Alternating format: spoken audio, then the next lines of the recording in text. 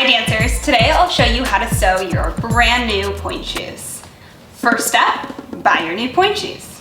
Second step, buy your ribbon and elastic. Now the ribbon and elastic will come all together, so the ribbon will be in one long ribbon. So you have to cut your ribbon into all fours to start. 2 will be for one shoe, 2 will be for the other shoe. Same thing with your elastic. I usually just cut my elastic in halves, and then I'll shape my elastic, also one side of the elastic to one side of my shoe, and then I'll shape my elastic around my ankle and cut it from there. Now the thread I buy from Michael's because I feel like it's super affordable and it comes in this huge spool of thread that lasts forever. Now the thread is not too thin, not too thick. And of course you have your needle, which again is not too thin. Some of the stitch kits, I feel like the needle is very thin. So I like somewhat a little bit thicker, but not too thick that you can't get it through the shoe. And I like to have my little scissors handy next to me. And of course you have your breathable mesh bag to store your pointe shoes. All right, so next step, after you have your ribbon and elastic all cut, I like to start with the elastic first. And of course, make sure you tie your pointe shoe, because if you don't, sometimes you end up sewing over the tie and then it's very hard to tie it after you sew your ribbon and elastic. So I will fold the heel down like this. And of course, I already have my needle ready, but you'll have to thread the needle. Once you have your needle thread, I like to maybe cut about this much, because otherwise this just gets in the way. So about this much. There's not really an exact number. You just kind of eyeball it a little bit. And whoops, there we go. Another tip, if that happens, you'll just get the thread a little bit wet and then it'll just go right in. Now, a lot of people, and this is optional, you can tie your knot right away, right here, but I like to wait to tie my knot until I start sewing. So I just make sure I leave a little bit, kind of like a tail, so that it doesn't fall out. I'll grab my elastic and I sew my elastic. Here's the seam of the heel. I sew my elastic about a thumb's width away from the side of the seam. Then I have about, I'd say again, kind of half your thumb distance of elastic inside the shoe. So this is what I'm sewing in the shoe. Now, when you start to sew, just know that you're going through the cloth. And I like to start at the very bottom of the elastic, so that then I'll go, I like to say, up the stairs, to the side, and down the stairs, and I'll finish it off with a knot. I'll go through once, and I'm kind of putting my elastic at an angle away from me, or away from the heel. Then I'll just start going up the stairs. So right where I put that thread before, I'll go right above it. And then here is where I'll put my first knot. So I'll find that loop and I'll go right through with my needle. It's a little bit messy. And then I'll make sure you're always tightening as you sew. That's where we'll get some loose thread and your elastic will tend to fall out a little easier. And then I'll just keep going along that path. Make sure you're holding, I like to hold with my opposite thumb the elastic down just to keep it sturdy so it's not just moving all around. So I'll keep going up. And then now I feel like I'm at the top.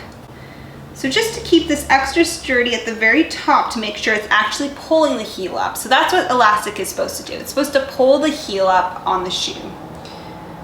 I go through the elastic at the very top, and being careful not to tie through this tie, I go through the very top with that cloth around the tie, and then I come back through the elastic. And I'll just do that twice. So I'll go through the elastic, find that little bit of material there, and then go through and up through the elastic. And then now I went across, so I'll start going down. So same thing, I'll go through that little bit of material there, all the way through. And sometimes it gets a little bit knotted, the thread. You just take your needle and kind of even it back out again. It's not a crazy big deal if it's not perfect. And then I'll keep going down. And then once you hit the very, very bottom and you feel like the elastic is really secure, you'll tie your knot at the very bottom. So again, you'll find that nice loop. You'll go through the loop and tie a nice tight knot. Then after you're all done, you'll take your little scissors and you'll cut. And try not to cut too short, just a little bit. I'd say like 2 inches or so of material.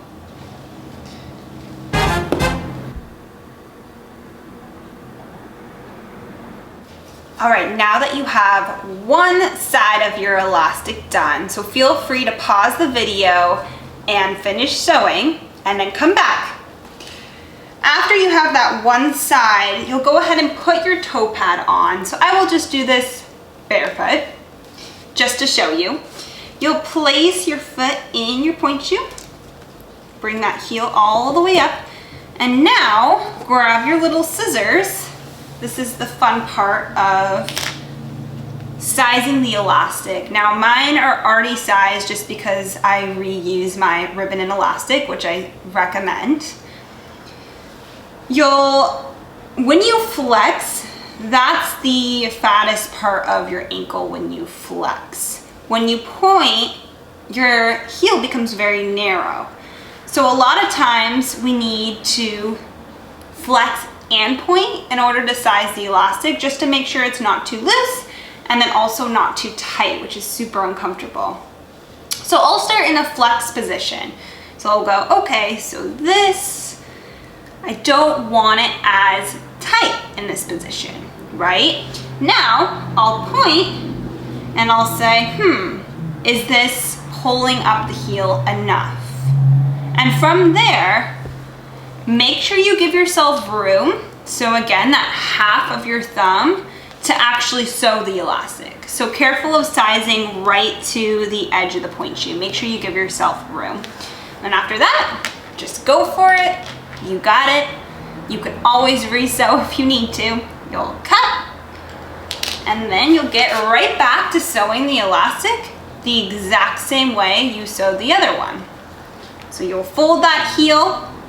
Make sure though, when you're folding the heel, that the elastic is facing out. Careful of bringing one side in, because then you'll have a twisted elastic. So from there, you'll just restart that same, I call it, I guess you could say the box style. So you go up, side, down. I don't go across again because I feel like you don't really need to. It just takes up more time. Here's an example of how the finished elastic should look. Now maybe yours looks better than mine. As long as the elastic stays on, you're good to go. All right, now once you're finished with your elastic, the fun part, the ribbons. So now the ribbon, I like to fold about half a thumb down. So this is the part that I will sew into the shoe. Now if you have shiny on one side and matte on the other, it doesn't really matter which side you use unless your teacher specifies. I like the matte just because it's not as, sometimes the shiny is a little much, but your preference or your teacher's. I will fold this time the heel down inwards, and I'll take the sides and I'll use the sides as a way to measure where I'll sew my ribbon.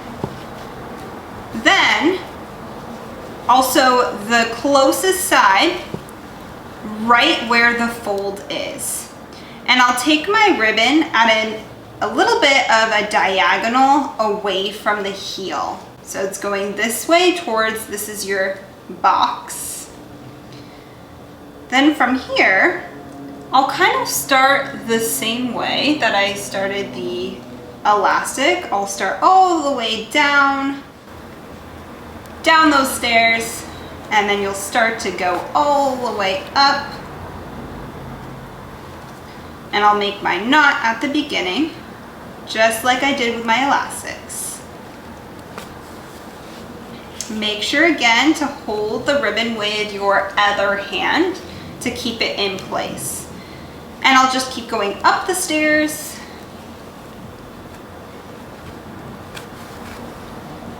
Being careful with the really thin material here. Once I get all the way up, I'm going to do something a little bit different than I do with the elastics. So just so that I can really pull up this part of the shoe, because this is ultimately where your arch is going to be, and you want to show off your arch. So once I get all the way up, I'll go all the way through, right underneath this part here where you tie, and I'll go all the way through, and I'll reach underneath, grab it. Then I'll just go right through, right above it, through just the ribbon. And I'll do that 2 or 3 times. There's really no magic number.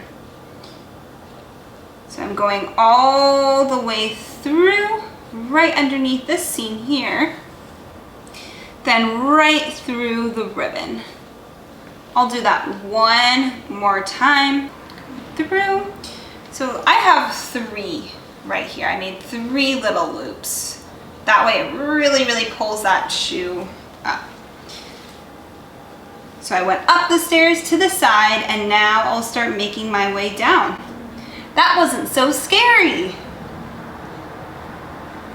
Don't get discouraged if the first time you have to redo it, because I totally did the same thing.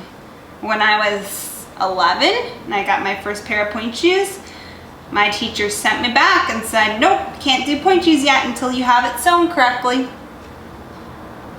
It'll get easier, I promise. Go through. All right, so now I'm at the end. I'm all the way down those stairs, and I'll make my loop, finish it off, make sure it's nice and tight so it doesn't fall out. Then I'll cut. Boom, 1 ribbon done. Yay! Now, another recommendation for ribbons.